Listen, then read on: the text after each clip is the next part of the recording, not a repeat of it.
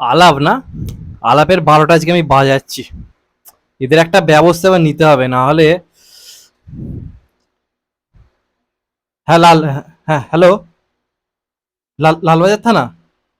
হ্যাঁ হ্যাঁ হ্যাঁ, বলছি একটা বড় সড়ো মার্ডার কেস আমি আরোপ করতে চাই, আমার সাথে হয়েছে। মানে আমাকে পুরোপুরি মার্ডার করার চেষ্টা করেছে। কে? হ্যাঁ, একটা সিনেমা বেরিয়েছে। আরে শুনুন শুনুন, কেটে দেবেন না, কেটে দেবেন না, কেটে দেবেন না, আমার কথাটা শুনুন। এটা কোনো ফ্রড কেস নয় বলছেন আপনি। এরা ওপেনলি প্রচার করছে সিনেমা হলে আসুন, আমাদের সিনেমা দেখুন, এদিকে হলের ভেতর দম বন্ধ করে মেরে দেওয়ার জোগাড়। আপনি বলছেন এটা ফ্রড কেস নয়? আমি আমি আপনাকে বলছি দারোগা বাবু, আপনার যদি দম থাকে এই সিনেমাটা হলে গিয়ে আপনি দেখুন। আর দেখে যদি আপনি আপনার ডিউটিতে ফিরতে পারেন, আমার নাম পাল্টে দেবেন সালা। ধ্যাস সালা। Hello friends, welcome to the new episode of my channel. আমি প্রিন্স। আমার এই মুহূর্তে মানসিক স্থিতি একদম ভালো অবস্থায় নেই। কারণ আমি অনেকবার কথার কথা বলেছি, মাথা ধরে গেছে বা জ্বর হয়েছে, ওগুলো কথার কথা ছিল। আজকে এই সিনেমাটা দেখে না আমার সিরিয়াসলি লিটারেলি জ্বর চলে এসছে। আমার সিরিয়াসলি জ্বর চলে এসছে। আমি এক্ষুনি যদি জ্বর দেখি না, আমার মন বলছে আমার ১০২ জ্বর হবে। এত জঘন্য কাজ, এত জঘন্য কাজ। তো আমি বুঝতে পারি না মানে এরা কি পেয়েছে মানে বাঙালি অডিয়েন্সকে। আর আজকে এই সিনেমাটা, আমি কথার কথা বলছি, যদি মির্জার থেকে যদি এই সিনেমাটা বেটার বিজনেস করে না, মানে সিরিয়াসলি বাঙালি অডিয়েন্সের, আপনি গালাগাল বেরিয়ে যাবে মুখ থেকে, আমি গালাগাল দিতে চাই না, যাক গে, ঠিক আছে। অডিয়েন্স কি করবে সেটা পরে কথা। আমি যদি সিনেমাটা রিভিউ করি, আমার রিভিউ জাস্ট করতে ইচ্ছা করছে না, জাস্ট করতে ইচ্ছা করছে না। মানে এই যে কথার কথা বলি না, একটা সিনেমায় কিছু নেই। এই যে টাইগার শ্রফ বাঘি টুতে বলেছিল, যখন ওকে খুব পেটাচ্ছিল, বলছিল, সেই টর্চার নিয়ে একটা ডায়লগ ছিল, টাইগার শ্রফ বলছিল, তেরে যে টর্চারে মেরে লিয়ে ওয়ার্ম আপে, বলেছিল তো। যদি টাইগার শ্রফকে এই সিনেমাটা দেখতে ঢুকিয়ে দেওয়া হয়, ওর ওই ডায়লগ না হাওয়ায় উড়ে যাবে।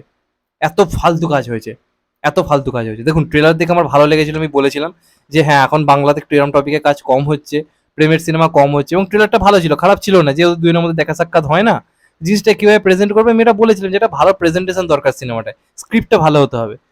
স্ক্রিপ্টে 0% কেউ ওয়ার্ক করেছে বলে আমার অন্তপক্ষে মনে হয় না। এত খাজা কাজ। আজকে যেখানে বাংলা ইন্ডাস্ট্রির লোকেরাই, মানে বাংলার দর্শকরাই, যেখানে আজকে প্রেমালুর মতো একটা কাজ দেখে নিচ্ছে, যেখানে যে টিল্লু স্কোয়ারের মতো কাজ আসছে, যেটা থেকে হলে, বাড়িতে থেকে লোকে বলছে চলো হলে রিলিজ করো ভাই, হলে গিয়ে দেখবো, এমন যেখানে রেসপন্স আসছে, সেখানে বাংলা ইন্ডাস্ট্রি আলাপ আনছে। ঠিক আছে, কনসেপ্টটা কিন্তু খারাপ ছিল না, আমি ট্রেলার থেকে বলেছিলাম যে কনসেপ্ট ভালো। দেখুন, একই কনসেপ্টে একটা নাটক রয়েছে বাংলাদেশে, প্রথম কথা ওটার সঙ্গে তো প্রায় অনেকটাই মিল রয়েছে। ওটার সঙ্গে কনসেপ্টে তো অনেকটাই মিল, একটা রুমমেট বলে একটা নাটক রয়েছে বাংলাদেশে। সেই নাটকটা জাস্ট দেখুন, কত সুন্দর তারা স্ক্রিপ্টে কাজ করেছে। আপনি যখন নাটকটা দেখবেন, আপনার একটা টাইমও ঘুম পাবেন, আপনি পুরো নাটকটা বসে দেখবেন, এবং আপনার যেন মনে হবে যে সিনেমাটা, মানে নাটকটা যদি হলেও দেখতেন আপনার খারাপ লাগতো না। কিন্তু একটা সিনেমা বলে এরা হলে রাখছে, একটা গরমকালের টাইম। আমি দেখতে গেছিলাম আমাদের বাড়ির পাশের হল ওয়েলিংটনে। আমি আর দূরে যাওয়ার রিস্ক নিইনি, কারণ এই গরমের লোকের রীতিমতো হিট, মানে হিট স্ট্রোক হয়ে যাচ্ছে। সেখানে তাও রিস্ক নেই, ভালো যে যা যাই একটা, হয়তো তারা ভালো সিনেমা বানিয়েছে, দেখে আসি সিনেমাটা গিয়ে। আমি জাস্ট রিভিউয়ার বলে দেখতে যাচ্ছি, এটা অডিয়েন্সের গিয়ে যদি শরীর খারাপ হয়ে যায় আজকে, হবেই। এটা যে লেভেলের কাজ হয়েছে না, আপনি হলের ভেতর আপনার রীতিমতো মনে হবে টর্চার হচ্ছে আপনার সাথে। আজকে আমি বনি কৌশিনের কাছে ক্ষমা চেয়ে নিচ্ছি, কারণ আমি সপ্তাহে খাজা রিভিউ আজকে যদি কোনো সিনেমার করে থাকি, সেটা হচ্ছে ডালবাটি চুরমা চচ্চড়ি। আমি মন থেকে বলছি, ডালবাটি চুরমা চচ্চড়িতে অন্তত 1% এন্টারটেনমেন্ট ছিল। এই সিনেমাটায় কিচ্ছু নেই। একটা মানুষ কেন হলে দেখবে, একটা সিনেমায় কিচ্ছু নেই। আজকে যে সিনেমাতে একটা এরকম কনসেপ্ট, যেখানে আবির আর মিমির একসঙ্গে দেখা হচ্ছে না, নায়ক নায়িকার দেখা হচ্ছে না, সেই ধরনের সিনেমায় যেটা মেন দরকার সেটা কি জানেন? পার্শ্ব চরিত্রের গ্রহণযোগ্যতা। পার্শ্ব চরিত্র খুব স্ট্রং হতে হবে। আজকে প্রেমালু, আপনি সিনেমাটা যদি দেখেন, ওই যে লাভ ইন্টারেস্ট নিয়ে সিনেমাটা, ছেলেটা মেয়েটার প্রতি লাভ ইন্টারেস্ট করছে, ওই সিনেমাটা শুধু যদি ছেলেটার মেয়েটার গল্পটা হতো না, ব্যাপারটা জমতো না। আজকে ওর যে বন্ধুগুলো, বা ওই যে লোকটা যে ওকে বিয়ে করতে চায়, সেই চরিত্রগুলো ছিল বলে স্ক্রিপ্টটা দেখতে এমন লেগেছে, একটা টাইম বোর লাগেনি। কিন্তু এখানে বাকি চরিত্রগুলো কোনো বক্তব্যই নেই। কিঞ্জল নন্দকে ফালতুই নেওয়া হয়েছে, এখানে যে নেওয়া হয়েছে স্বস্তিকাকে ফালতু, কোনো কারণ ছাড়াই। আর আবির মিমির পারফরমেন্স ভালো, কি হবে, স্ক্রিপ্টে কোনো কাজ নেই। ফার্স্ট হাফে আপনি সেগুলোই দেখবেন যেগুলো আপনি ট্রেলারে দেখেছেন। মানে ফার্স্ট হাফে আপনি কি দেখছেন, ট্রেলারে আপনি যা যা দেখেছেন সেই একই জিনিস ফার্স্ট হাফে হচ্ছে। যে ওর একটা, মানে একই আর কি, মানে রুমে আর কি থাকে, ও সকালে কাজে যায়, রাত্রে কাজে যায়, সেটা তো আপনি ট্রেলারে দেখেছেন। তো আপনি হলে কেন যাবেন, যে তারপর আস্তে আস্তে ওদের প্রেমটা কিভাবে তৈরি হচ্ছে, কিভাবে গল্প এগোচ্ছে, সেটা দেখতে নিশ্চয়ই গেছেন। তো সেইখানে কোনো জঘন্য, সেখানে পুরো কাজই করেনি কোনো, সেই জায়গাটা জাস্ট ওয়ার্কই করছে না। আপনার যেমন ট্রেলারটা ভালো লেগেছে, তেমন এটা ফার্স্ট হাফটা ভালো লাগে। ফার্স্ট হাফে ওই যে একেবারে সঙ্গে দেখা হচ্ছে না, তাও ওরা একেবারে প্রেমে পড়ছে, ওই পোর্শনটাও ঠিক আছে। সেকেন্ড হাফ থেকে শুরু হয় টর্চার। যখন আস্তে আস্তে স্বস্তিকার চরিত্রটা আসছে, আস্তে আস্তে কিঞ্জল নঞ্জনের চরিত্রটা আসছে, তাদের মধ্যে এত ভেজাভেজ হচ্ছে, এত ভেজাভেজ হচ্ছে, যে এই যে প্রেমের অ্যাঙ্গেলটা, এটা যে একেবারে প্রেমে পড়ছে, এটা কোনোভাবে ওয়ার্ক করছে না। সিনেমার শেষে যে সিনে আবির মিমির একসঙ্গে প্রথম দেখা হওয়ার সিন রয়েছে, কোনো ভাইবস নেই। নর্মাল একটা সিন, কোনো ভাইবস নেই সিরিয়াসলি বলতে গেলে। তো এটা কি ধরনের মেকিং হচ্ছে? গল্পর কোনো মাথা মুন্ডু নেই, যা তা হচ্ছে, বোকা বোকা ইললজিক্যাল জিনিসপত্র ঘটছে পুরো সিনেমা জুড়ে। যেখানে একটা মেয়ের তোমার কাছে হোয়াটসঅ্যাপ নাম্বার তুমি পেয়ে গেলে, মানে কোনো কোনোভাবে এই নাম্বারটা জোগাড় করে, মেয়েটার নাম্বারটা জোগাড় করা হবে, তাও তুমি ওই ঘরে সবকিছু লিখে যাচ্ছ। মানে কেন ভাই এই বোকামিগুলো কেন?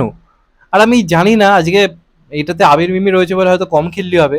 আজকে এমন ধরনের সিনেমা যদি দেব করতো, জিৎ করতো, বা ইয়াস বনি করতো, বা অঙ্কুশ করতো, প্রচুর পরিমাণে লোকে খিল্লি করতো, মানে ভাবে রোস্ট করতো। কিন্তু আবির আছে বলে আমি জানি না সেরকম লেভেলের রোস্ট হবে কিনা। হয়তো কমেন্টে আমাকে বলতে পারে ভাই তুই কিছু সিনেমার বুঝিস না, ভাই দরকার নেই বোঝার। আজকে আমি বেঁচে ফিরেছি, এর থেকে বড় আর কিছু হতে পারে না। নিজের জীবন আগে, আমি সিরিয়াসলি হলের ভেতরে আমি না, আমার মানে সেকেন্ড হাফটা আমি জাস্ট নিতে পারছিলাম না। এত ভ্যাজ ভ্যাজ হচ্ছে, এত ভ্যাজ ভ্যাজ হচ্ছে। স্ক্রিপ্টে কোনো কাজ নেই, কোনো স্ক্রিন প্লে নেই, শুধুমাত্র স্ক্রিপ্টে ভ্যাজ ভ্যাজ।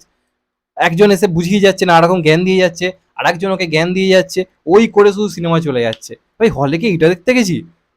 সিরিয়াসলি মানে এই ধরনের কাজগুলো কি করে বাংলায় হচ্ছে?